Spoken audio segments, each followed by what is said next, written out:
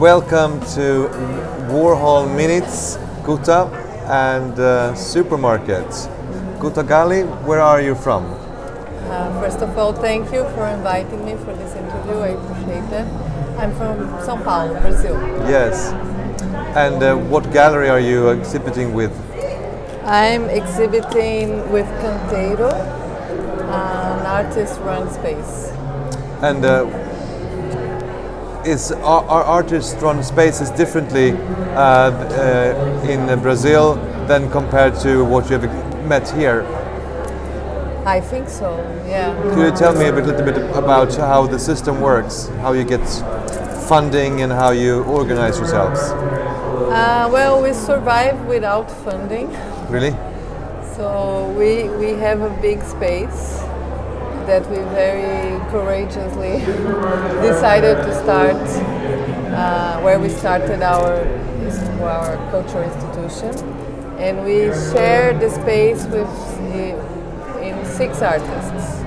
So each artist space rent for an individual studio. Okay.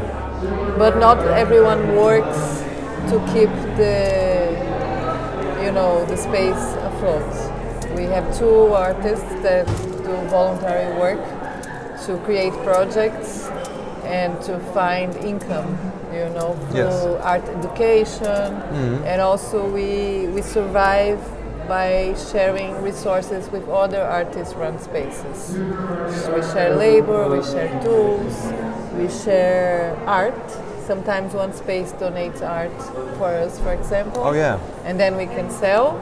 We're closing in 15 minutes. And half of it goes to the artist and half to support the space. Oh great. Yeah, so that's how we are trying to. But now here at Supermarket at Art Fair, we are trying to expand this community to find more resources. And I mean, whether it's knowledge or funding or Experience, or art collaborations. Or everything. yeah. What kind of art do you make? I'm a performance artist, Yes. mostly. My background is in photography. Really? So, and I do a lot of video art as well, directing or performing or both, and installations.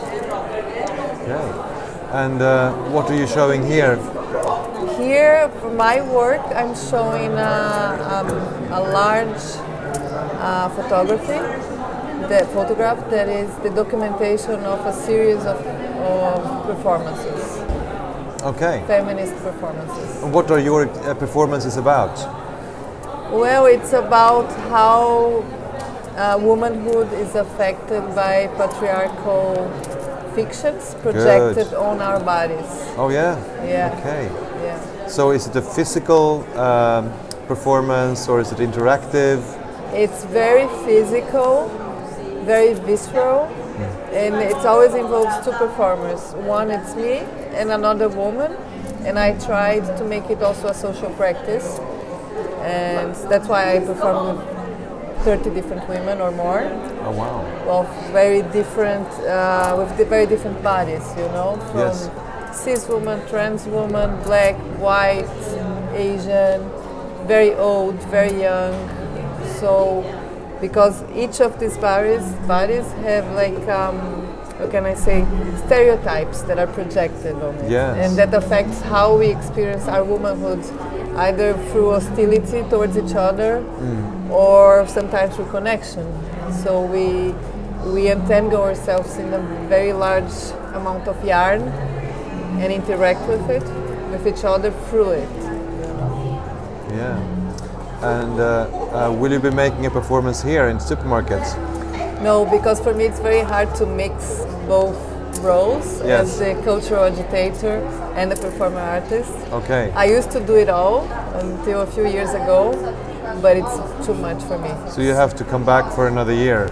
I have to come back just to perform, basically. Yeah, I understand. I'm going to an art fair in San Francisco still this month in like 10 days, and there I'm just performing. Okay, fantastic. It's a lot to do both for me. My mind just it doesn't work. Yeah. Do you have any role models in performance art? Any ones you look up to? Oh, many. Yeah, sure. I adore Ana Mendieta. and I love Vito Acconci, Yes. Regina Galindo, Adrian Piper. There's so many. Yeah. Yeah, some of them are very physical, I would say. Yes. Yes. Yes. And have you ever done any acting or anything like more physical theater that has influenced your artwork? I've done a little bit of acting. I think it's the cousin of performance art. You know? Because in performance art you represent, like you create an image that is a metaphor for something, but you are actually doing that thing, you know. And in the acting, I feel you are not necessarily doing that thing, but you have to feel it while you're doing it. Yeah. In a way, yeah. So it affects each other. And how are you going to forward your performances? How are you going to make them stronger or pursue it further?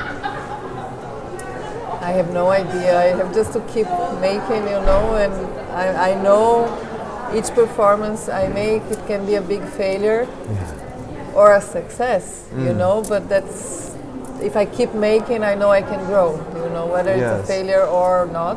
And by the way, I learned a lot with failure, you know, so it's okay. And how do you keep afloat? How do you keep the passion for art? It's a tough world, and there's so many obstacles an artist has to overcome. Yeah, I have these mixed feelings because I often hate, you know, to carry the martyr side of art, you know. Sometimes I feel it's like shooting my feet because you give so much, and it's so hard to receive back in terms of basic needs, material needs. Yes. But at the same time, I think it's the only place I feel powerful, you know. So I can't get enough of it, you know. Do you have a supportive family? In relation to art? Yeah. No, not at all. I mean, they are. Are you the first artist in the family? I'm the first, and they completely don't get it, you know. They think I'm a freak, you know, and they all have very traditional professions like doctors, lawyers, engineers, and they're like, what the fuck? They're not paying you enough, you know. Do you think they would enjoy supermarkets? Probably not. They wouldn't get it, you know.